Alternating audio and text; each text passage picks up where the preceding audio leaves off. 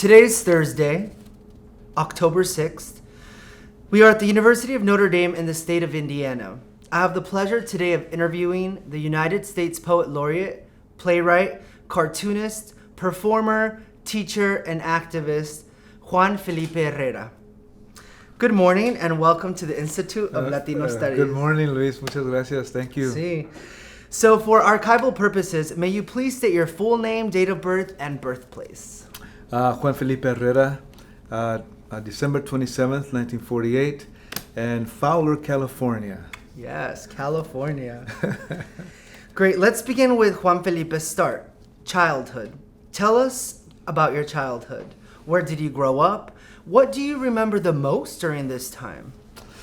You know, I grew up, I grew up moving. Mm. So I grew up in the valley, in the Central Valley of California. As a child, I was a little kid, in a trailer that my father had made out of wood. There was one room, and with a door, and it was kind of squarish. And he built it on top of a car he found, buried in a hill. And I think he chopped off the top. I forgot. That's how I remember it. Yeah. And then he put that one room on top of that chassis with the wheels.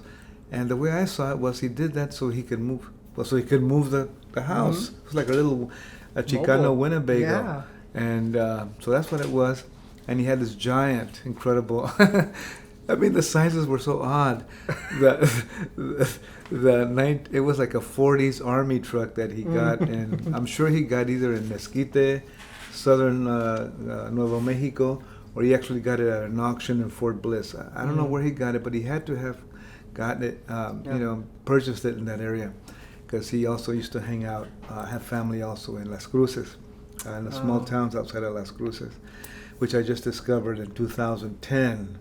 So I've kind of had two lives with families. My own only child family traveling in that box, little smaller box, which was a house, moved by an immense truck.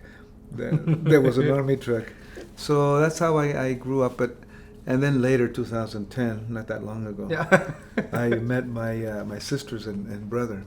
Wow. Out of a larger group of brothers and sisters who had passed away already, because they're in their 90s, and one of my sisters is in her 90s and mid 90s, and my other sister is in her is around 87.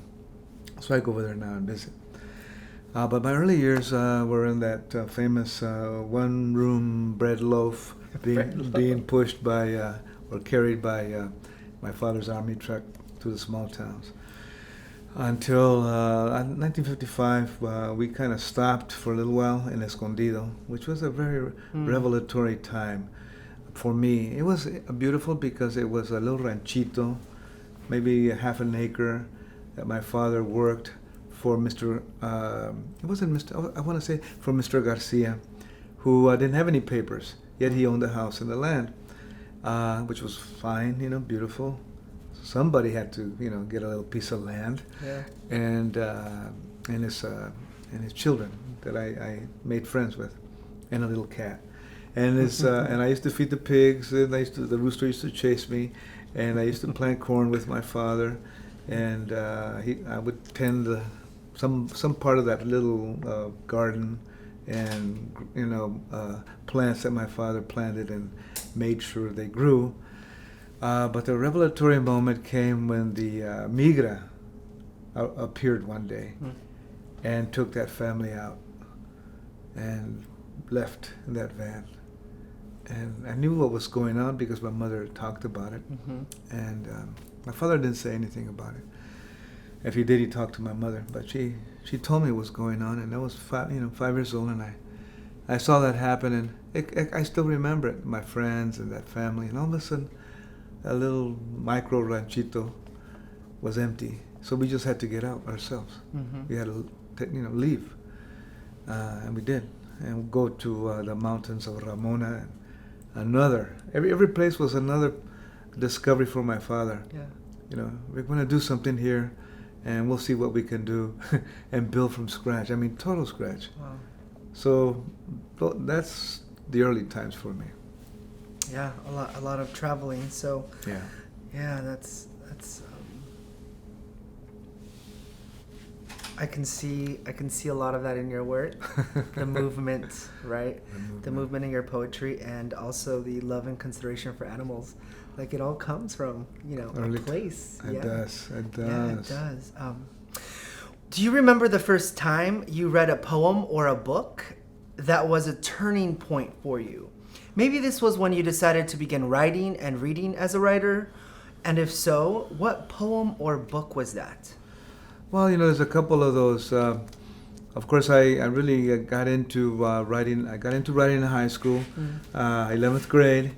And then I also really, really got into it at the university, at UCLA. And because that was kind of like the cooking, the rice cooker for me, the frijol cooker, the comal, the hot griddle for me. Coming out of high school, and those last years in high school were very potent, because that was 1966, 67. And it was potent because we were building up to 1968 and 69, where the Vietnam War really started to fall apart, and the student movement began to really rise up, and the Chicano movement also began to really expand, and the farm workers movement began to really connect with a lot of new audiences and global audiences, and worldwide revolutions were taking place, especially in Latin America, and the women's movement and the gay lesbian movement, and of course Black Power movement, and Martin Luther King and Malcolm X. So you put all that together in those last 5 years, in the late 60s, 65 through 70, 71, or 6 years. So that's when I stepped into that stage. Of course, we didn't know how all that was going to come together. So that's what really, really, really gave me the protein and the atmosphere and the influences and the electricity to write and vocalize and step on stages and speak out for the community. But the books, I would say, the first poems, I would say, some of them were just my own walkings and amblings through libraries, because I love to do that. And from conversations with my wild poetry friends like Alurista and associates, and while working with a guitar and just hanging out in coffee houses. Alurista's first book, Floricanto, came out in 1971. And it was a revolutionary, because it was Chicano bilingual, not just bilingual. It was Chicano bilingual. It was had what's called today in quotations Black English, which is an English dialect. And so he used some jazz, African American jazz words or jazzy words in his poetry. He wrote letters to Emiliano Zapata in this book. He used Nahuatl, Mesoamerican language, and rise up, power movement words in this book, and some pachucada, some borderlands Spanish. So that was very influential. And because I knew him, we used to live together in middle school. And he lived in my place, a little apartment in San Diego, and I lived in his place, a little tiny brick house on the mountains of Tijuana. So that was really great for me and for all of us. But the poems that I remember, I think from my own explorations, were the ones from Antonin Artaud, the French surrealist of the 20s and 30s, and in Paris, in France, and his excursions into Veracruz, into Mexico, to explore the Tarahumara lifestyle and rituals, most of all the rituals. So he kind of invented language, because he got into a ritual language, ritual incantatory kind of language. So those poets of that time in Europe, and also then Alurista, who exploded out of nowhere. I don't know. One day he just exploded. I remember he told me on B Street. It was probably 15th and B Street. And we always lived on B Street. I lived on C Street, then I lived on B Street, and he lived on B Street. To be or not to be. And he said, today, Juan, he says, today, from this day on, I'm a Chicano. And he just, I don't know. Something happened. I mean, with everything going on with all the movements, I think that collection, I think, That's right. spoke, right? That's right.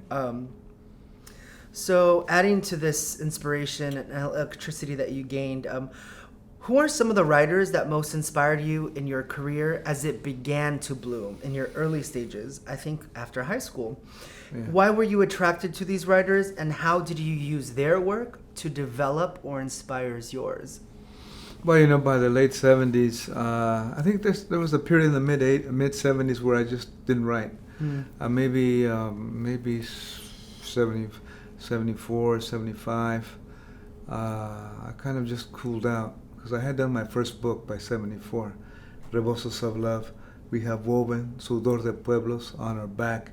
I give it like a 4-line title, and I didn't use any page numbers, and I didn't use page titles because I thought that was like old school. I said, yes, that's so old school, Come on, let's get the ball rolling. But after that first book, in the mid 70s, I kind of just I was involved with a lot of community work, and I kind of just let that go a bit. And so then I got back on it in the late 70s again. And and that's when I went to Stanford, and then I met up with Francisco Alarcón, and I met up with Victor Martinez from Fresno, and Francisco had come in from Wilmington, LA, and we both met at Stanford University. We kind of were probably the only Chicanos at the graduate orientation, and we both just gravitated toward each other and started yapping and talking and hanging out. So then I made good friends with both of them, Victor Martinez and Francisco Alarcón, and they were just monstrous readers in literature, monstrous. So I had like 2 teachers. Yeah. Francisco Alarcón would talk about the Brazilian poets, Luis de Camões. He would talk about Fernando Pessoa, and he would move up and talk about Borges, then we'd talk about Gabriel Garcia Marquez, and he would just lay it out on me. And I go, oh, wow, okay. Then I would look him up and find new kinds of types of writing, and of course read some of their work. And Jorge Amado, I also read his work. And Victor talked about the Yugoslavian Vasco Popa. I said, Vasco Popa? What on earth is going on here? So I looked up Vasco Popa, and it was great. He was great, and on. And we talked about Neruda, and Francisco interviewed Cortázar, and we would talk about Cortázar. And Francisco was highly active in interviews with Latin American poets that come through Stanford at Fernando Alegria's house in Palo Alto. So then I would hang with Fernando Alegria and Victor and Francisco, and they would be talking about all things they were doing, and I was just a great, lucky, fortunate recipient of the conversation. Observer. And then we organized many readings together, the 3 of us, and we formed a group called Poetas Humanos. I said, let's put a group together, and let's call it Poetas Humanos after the great Peruvian Cesar Vallejo. And we talked about Cesar Vallejo. So, Cesar Vallejo, Vasco Popa, Pablo Neruda, Julio Cortázar, Gabriel Garcia Marquez, and Luis de Camões. And then the poetry got going. So those were high influences, deep influences, international and global influence, Latin American influences. And in San Francisco, even so, where we had the previous Latino literary project, El Pocho Che, that had started in the mid 70s or so, and Alejandro Murgia, Roberto Vargas, Lina Serrano, Janice Miriquitani, and associates, Geraldine Kudaka, and they were doing a lot of work as writers and poets in San Francisco already, in the community, on their own, doing things, and publishing material. So I had local poets that had been building up poetry, Latino, Latina, multicultural poetry in the Bay Area. And then I had Victor Martinez, a literary monster from Fresno, moving into San Francisco in the same building where I was.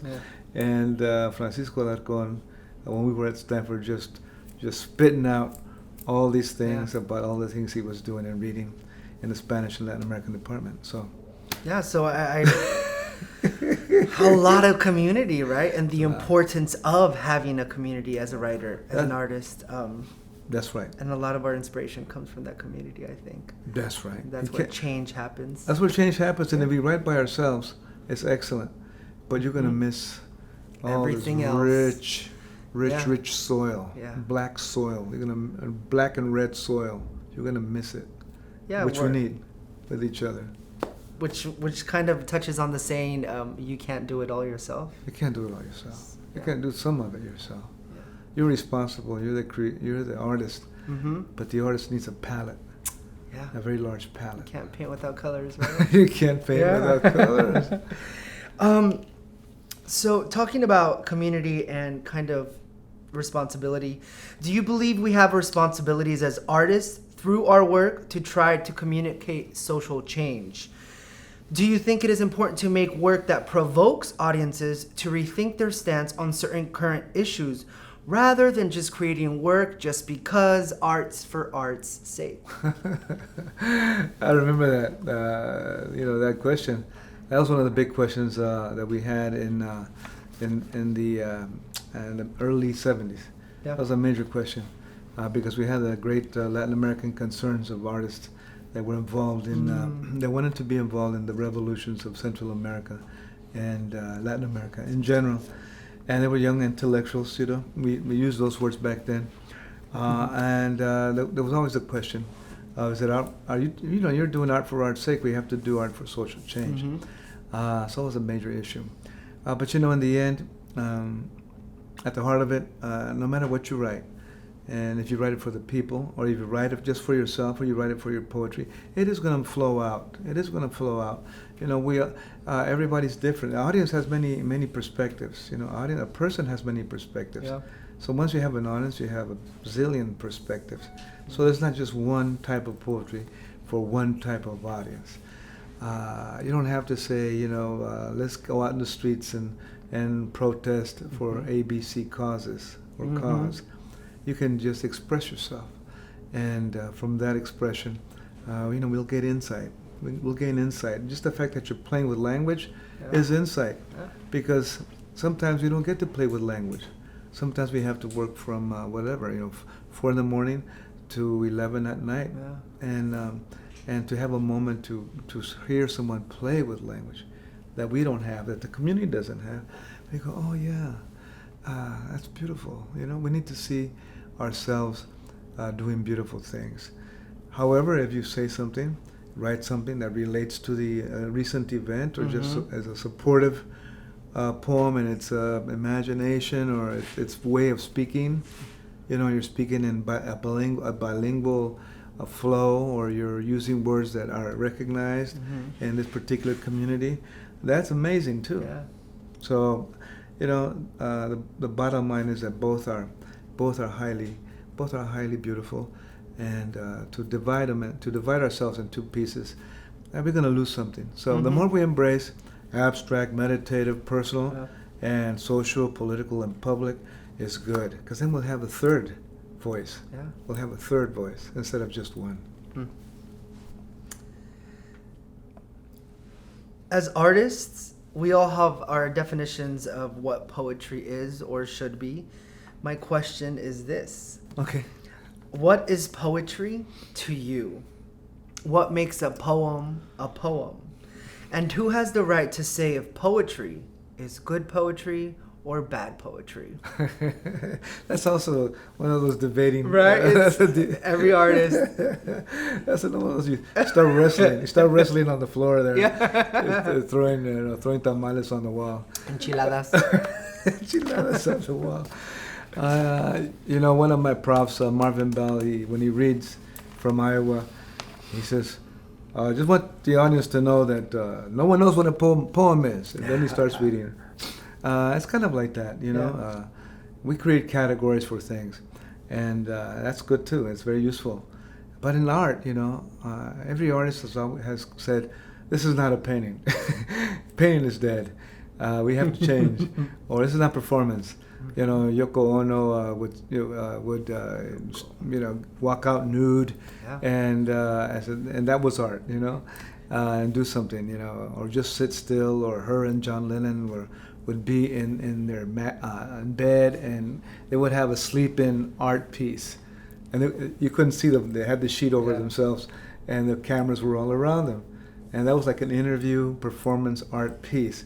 So, so is that art? Is that not art? Is that performance? So that's what's beautiful with creativity. A poem, there really is no. There's definitions of it, from when we teach it. Rhythm, meter, theme, symbols, sense, texture, and on. Strict forms and closed forms like the sonnet, the villanelle, and then open forms. But those are terms on its structures. What's inside the poem is a whole other thing, and of course those structures can be refigured. There's many poets now writing sestinas, kind of like anti-sestinas or extended sestinas. Instead of having 6 stanzas, they put in 9 stanzas. And instead of having end words in a particular format, they change them and put them all over the place. Yeah. So the bottom line is to be as creative as possible. Try new experiments. Do learn some of the traditional forms, but there's many. There's not just traditional forms that are English and based in the United States or European. There's traditional forms in all cultures. Yeah. There's African traditional forms, there's Caribbean forms, and there's Mexican forms, and Irish styles, but we don't hear about all of them.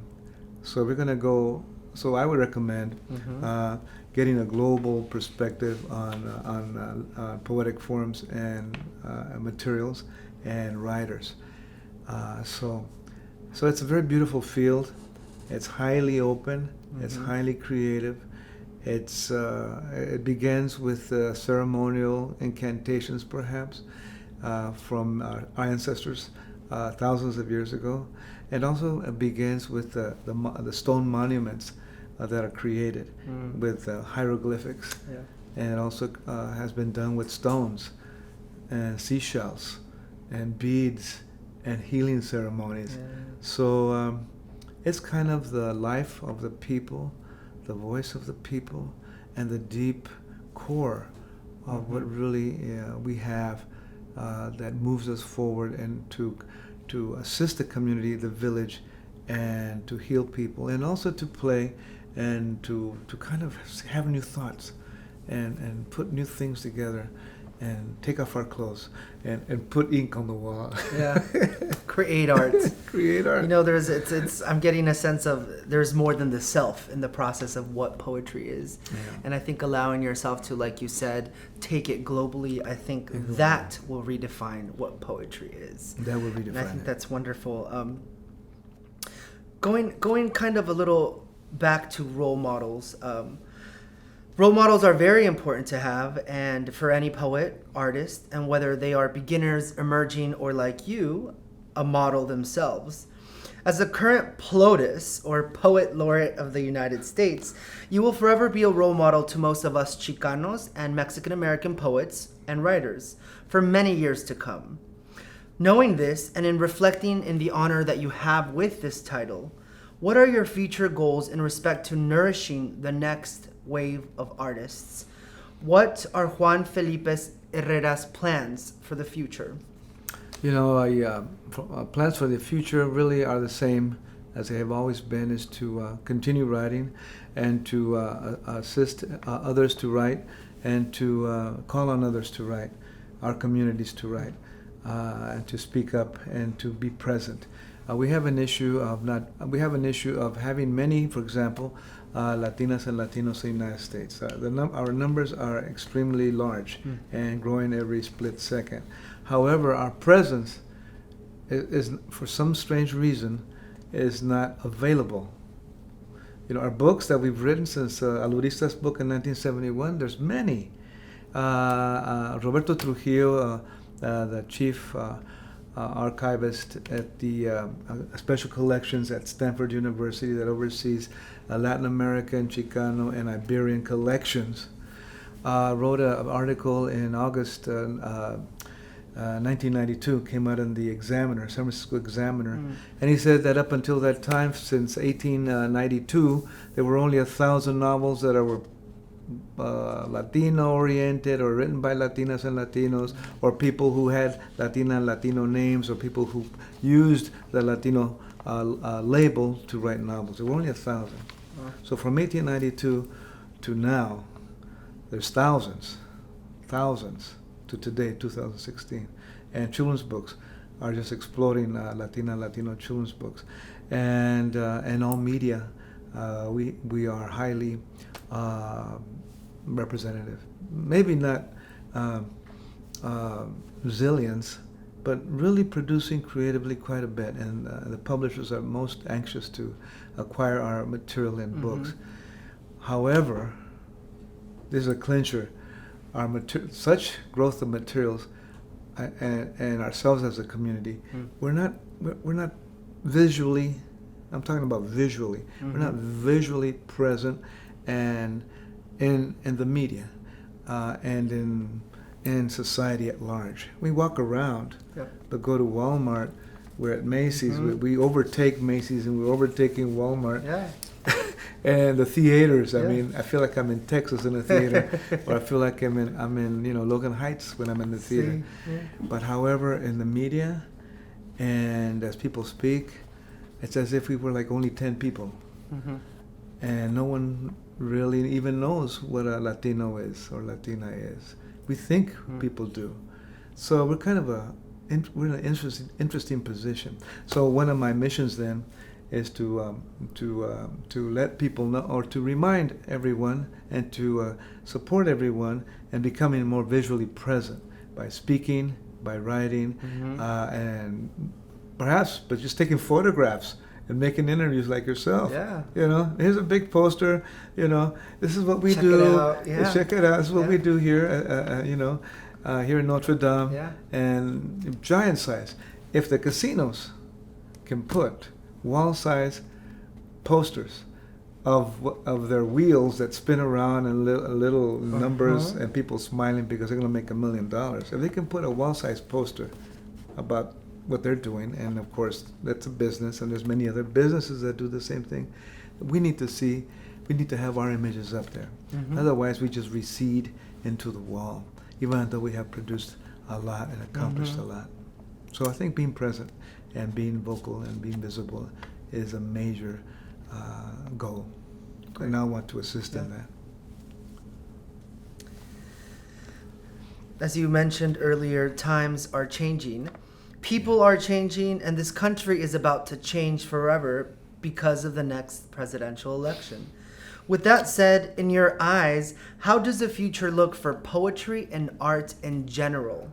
Do you believe more people will try expressing themselves due to the fact that our country is at war, and race, gender, class, and education, among others, are the bullets to America's loaded guns? Of course I don't believe in guns.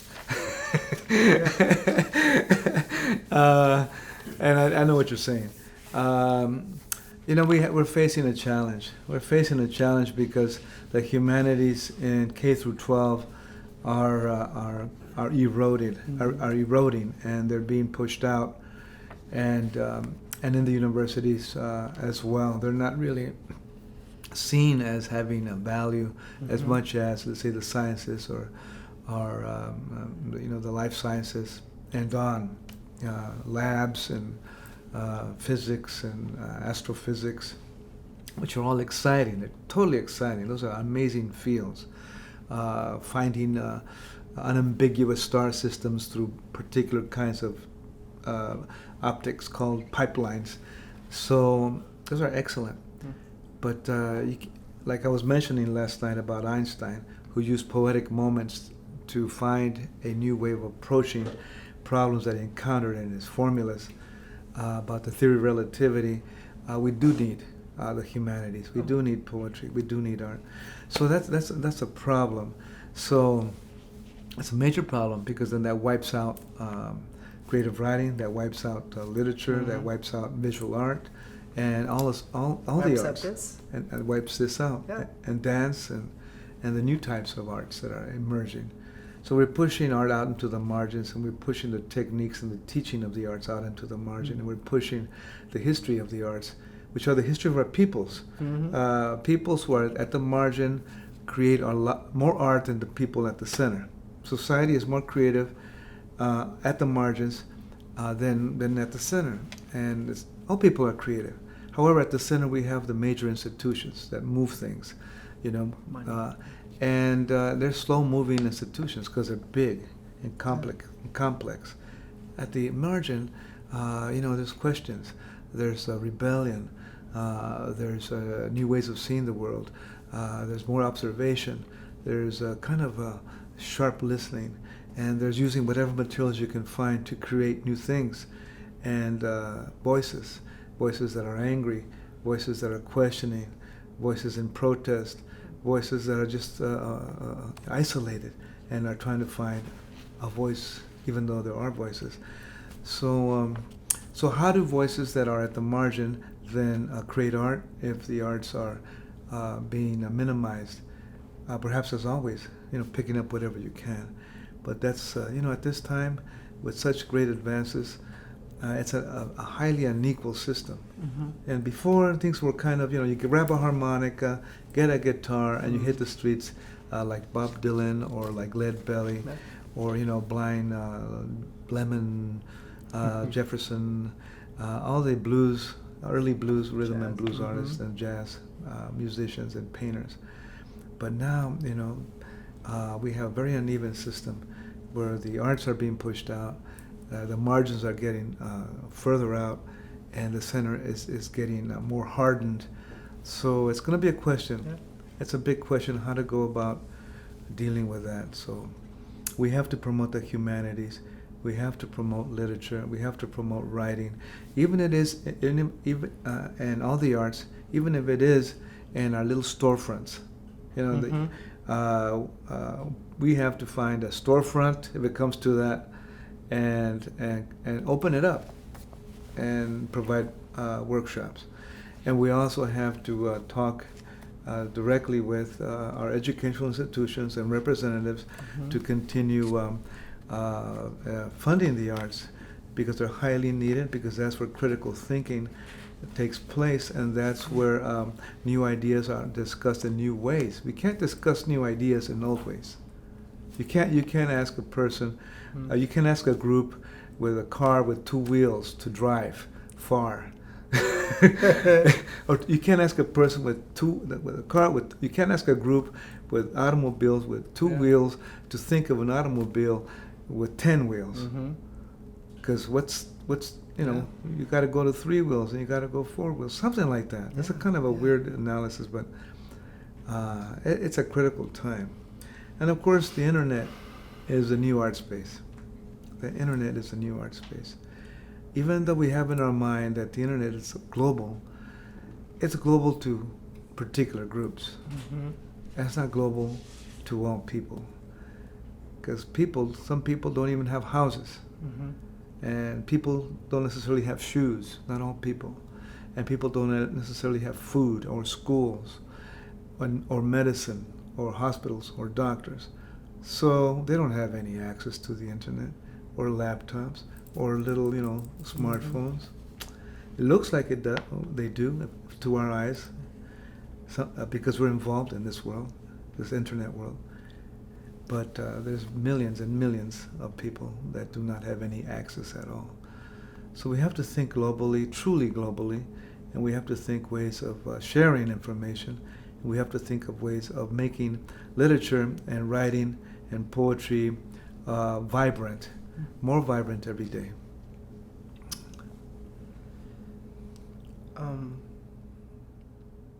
I have here a copy of your most recent book titled Notes on the Assemblage, and may you do us the honor of reading one of your favorite poems. I knew you were going to do that. And if you can you share a little bit about how, if you remember, how you wrote it or what inspired that specific poem?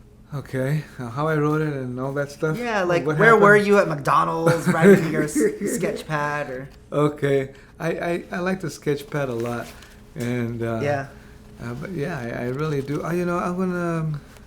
Don't mind the notes. Yeah, I'm gonna see what I can read here because they all have stories. Every one of these has a story, and I enjoy getting into a poem. There's writing the poem, and there's the poem, and there's getting into the poem, and that's always extremely, extremely tasty. It's like going to have a big giant plate of enchiladas. Yeah, when you're hungry. And here's an interesting one.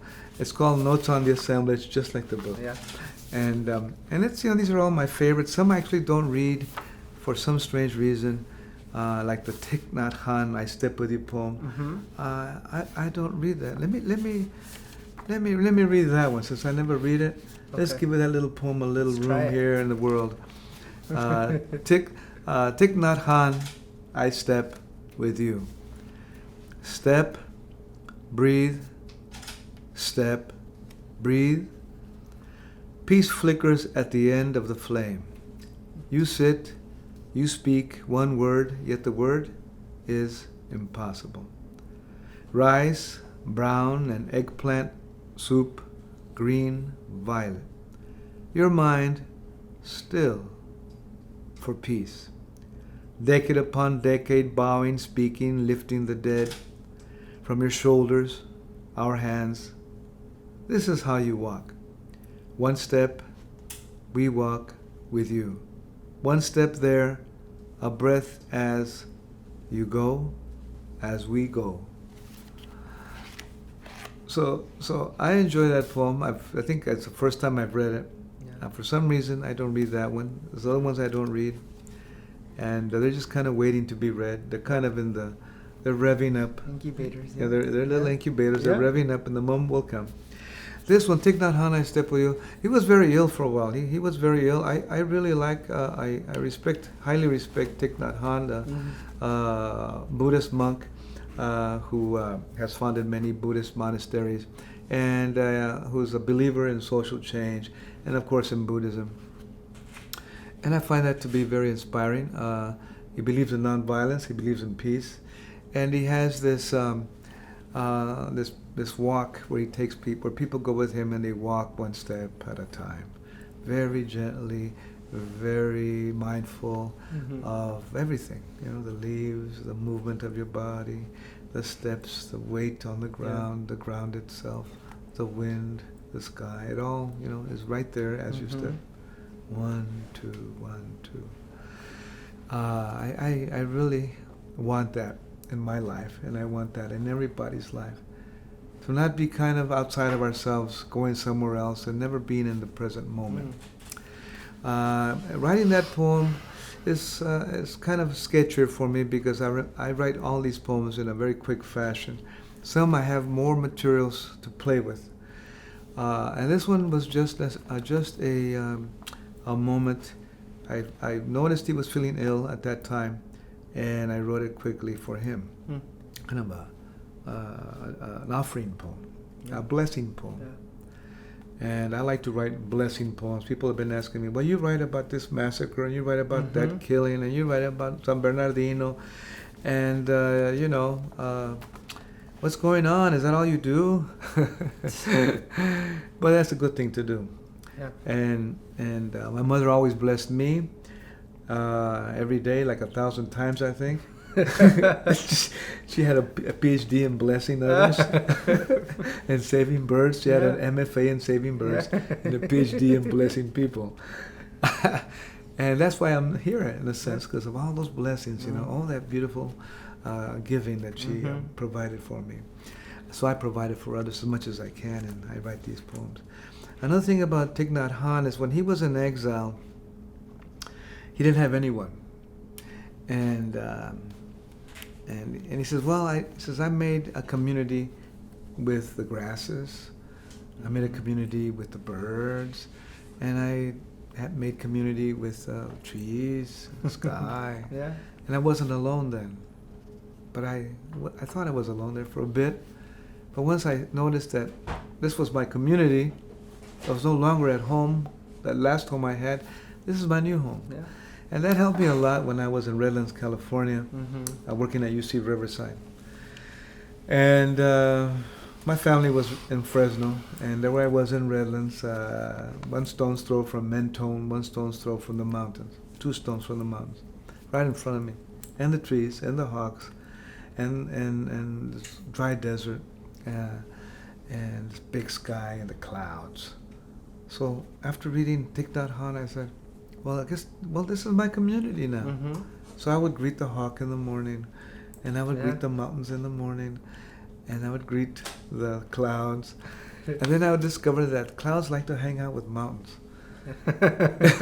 And they like to be on top of the mountains. Yeah. And then I said, oh, those are cloud hats. The mountains wear cloud hats. Mhm. So then I got into cloud hats. Mm. And all this kind of came from reading Thich Nhat Hanh. And he always talks about performing your genuine self. Mhm. He says, that's what we have to do. Think about that. He says, perform your genuine self. And I like that. Mhm. Because I like performance. And I like the notion of being genuine. And I like the notion of performing my genuine self. It's hard to do that. So many pressures on us. Yeah. So, but I wrote this quick, and I must have written it on a journal. Yeah, Mm. yeah. And that other poem, Notes on the Assemblage, it's a set of directions on how to do stuff. It says, I'll just read you the first stanza. Mm. It says, Notes on the Assemblage. Use black and gray and speckled white construction paper. Use stripped, scraped, and perforated construction paper. Use found paper. Use cardboard, wet, and mashed. And then it continues. And those were actually initial instructions for me in my journal to create an art piece. I wanted to use those materials. It wasn't a poem. But then I liked it, so then I kind of extended it, and it became this thing called a poem. Yeah. Or what we call a poem. Yeah. So those are 2 kind of ways of getting Yeah. at poetry that I like. Sometimes I just find some stuff I've been writing, and I didn't consider it poetry. It was like Yeah. a letter or a fragment, or an instruction on how to do a project. I wanted to make Mhm. sure I had the ideas down before I forgot. Yeah. And then I said, wait a minute, I like that. It's a poem now. Hey, by the way, you're a poem now. Hi. And then I added a few lines. Yeah, it's funny that you say, "Oh, I've never read this poem," but in hearing it, it feels like you've read it a million times. And I think it goes back to you being your genuine self, because of that, it feels like the poem is 100 years old, right? The timing and the themes and the way you read it with breath, it was beautiful. And so thank you very much for doing that. Thank I have you. like 2 more questions for you. So, Oh, good. Plotus, right? Okay, Plotus. okay. Let's talk about this title a little bit. You are the nation's first Latino poet laureate. Can you go through the day of when you were first notified that you were chosen to be the poet laureate of the United States? And also, how was it to meet the President of the United States, President Barack Obama? And how has that shifted you as a person and artist? Oh, those are 3 great questions. Jeez. I don't know. Do we have time? What was the last piece? How has it affected me? Yeah, how's it shifted you? Shifted me, yeah. A lot of shifting goes on. Mm-hmm. And that's one of the biggest questions. I was at the University of Washington in Seattle teaching American Ethnic Studies. I had retired from UC Riverside. Mm-hmm. And a good friend of mine, Laura Flores, who was the chair of that department at that time, this is incredible, spring of last year. Yeah. I can't believe it's been 40 years, but it's only actually been like a year. Oh, 1 year. It feels like 40 years. So I was there. He says, Juan Felipe, would you like to teach a couple of classes? I go, definitely, for sure, I'll be off that. I'm retiring. So then I went ahead and did that. And there I was. And he was very generous, Laura Flores, a good friend, and who also talks about literature, and who I also listen to and write notes. Yeah, that's fine. So that's where I was, and I know Rob Casper. I had met Rob Casper, who was the director of the Literature and Poetry Center at the Library of Congress, that's in charge of the poet laureate process. Yeah. Doesn't make any decisions, but he's part of that. I report to him in a sense. Yeah. That's what I mean. I kind of report to him, and I tell him the kind of projects I'm into and I want to do. Because this is the Poet Laureate position of the U.S. Has the entire Library of Congress as a support system. Yeah. So if I say I want some books on Aztec or Mesoamerican codices, well, here's one, original. They'll go pick one up. There's a couple there, and they put them on the table, and I get to look at them and work with them. Or the Don Quixote, first book of Cervantes. Well, here it is, the original, one of the originals right here. Then I get to look at that, which is very generous of the library. Yeah. So Rob Casper I had met in L.A. at Poet Out Loud, the Out Loud poetry series that Louise Steinman runs at the main library in Los Angeles. Mm-hmm. So she invited me, and at that time Rob Casper was director of the, I believe, of the Poetry Society of America. I hope I got that right. So he was in charge of many projects throughout the United States, see how they're running, and making sure that if they needed anything else. So he came to LA that time to just kind of look at that Out Loud series, and so we met. And we got kind of lost in town, not far from the library, looking for something to eat. I said, there's nothing to eat here, Rob. Let's turn back. And we found a little tavern that had grilled cheese sandwiches. This is kind of a long story. I'm going to get right to it. And we ordered some grilled cheese sandwiches, and they were this big. They were as big as pancakes. They were as big as pizzas. They were big as pizzas. Yeah. Grilled cheese sandwich that big. Looked like a pillow, or a face warmer or something. Yeah. And I said, look at this, Rob. So we goofed around about grilled cheese sandwiches. Mm-hmm. We made a lot of jokes about grilled cheese sandwiches. So time passes. I'm at the University of Washington in Seattle. Mm-hmm. And he says, oh, by the way, he calls me up. Hey, Juan, how you doing? I said, oh, I'm doing great. Hey, he said, have you had any grilled cheese sandwiches? Oh, no, I'm really fine. How about you? I'm excellent. By the way, can you eat by your phone in a couple of weeks on this day in, I believe it was May. Help him right. Oh yeah, sure. I'll be on the phone, but I'll call you. At around 1 o'clock. I said, okay, all right, Rob, will do. Thank you. Bye. Catch you later. I said, why on earth do I have to make an appointment to talk with him 2 weeks later about something I have no idea? Yeah. So the phone rings 2 weeks later. Yeah. I'm in my office at the American Ethnic Studies. Phone rings. I pick up the phone. I go, hey, I got some grilled cheese sandwiches right here. I'm gonna send them to you in a flatbed truck. Excuse me, sir. This is Dr. James Billington's office, the head librarian of the Library of Congress, who will talk with you right now. That was how I started my conversation. Yeah. So Dr. James Billington says, hello, Mr. Herrera. I'm so glad to have a talk with you. So this is Dr. James Billington, and we've been talking about your poetry. Very excited about what you've been doing. As a matter of fact, it was a longer conversation. As a matter of fact, would you be willing to serve as the United States Poet Laureate? I go, yes, Dr. Billington. Thank you, of course, thank you. I was thinking about the grilled cheese sandwiches. And then I said, what, I blew it. Yeah, but I said, yes. He says, do you have any questions, Juan Felipe? I go, oh no, Dr. Billington. Everything's just fine. Excellent. Thank you so much. I really appreciate it. It's a true honor for me, which it is. Mm-hmm. Okay, I guess, that's it for now. And I'm so glad that you accepted this position, and we'll talk very soon. Very, very honored to have you on board as a Poet Laureate of the United States. So thank you, Dr. Billington. Hung up the phone. So that was the call. And Rob Casper, with good intentions, of course, had me all set up with receiving the call. He didn't tell me what it was about. He couldn't. It was all confidential. So that's how it began. And then school was over pretty soon. Went home. I had 4 days of retirement, and on the 10th of June, I had cameras, TV stations, Telemundo, you name it, Univision, outside my house in a big line, and calls. The phone was going,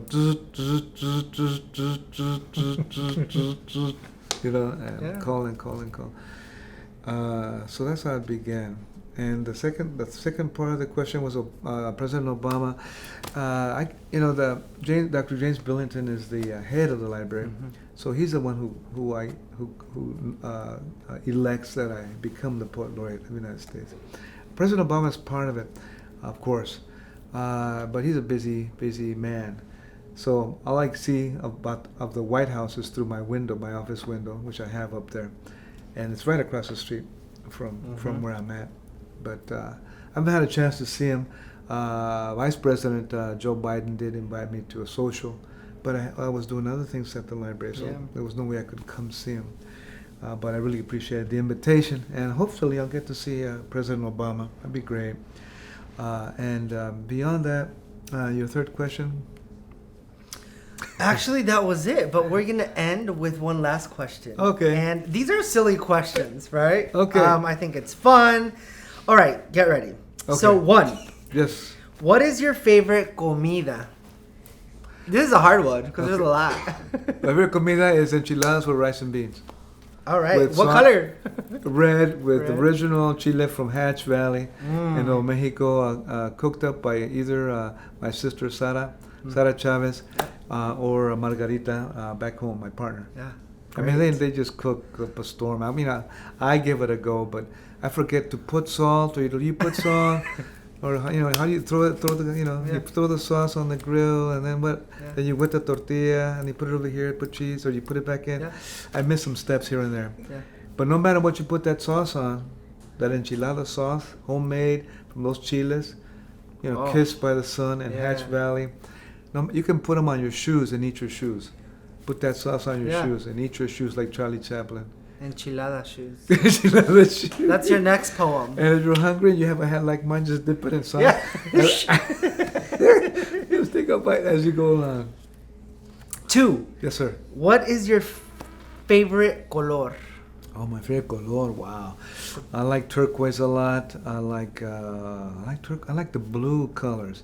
Even though I keep on saying I like yellow and crimson, Chinese red, and I like vanilla pink. I do like vanilla pink, but I think it's gonna have to be in the blues, especially that electric, bright royal electric blue, like neon blue, cerulean blue, crayon blue, cerulean blue. Oh, I love that. I'll kiss a car if it's cerulean blue. I'll kiss the car because I love that color. I'm gonna paint myself blue next time I come. Yeah. I love that color. I'll be here. And last question to close off the interview. If you could be an animal for one day, what would you be and why? What would I be? I don't think I'd be an ocean animal. I don't think I'd be a mountain animal. And why? I love the elephant. The elephant is my brother and sister.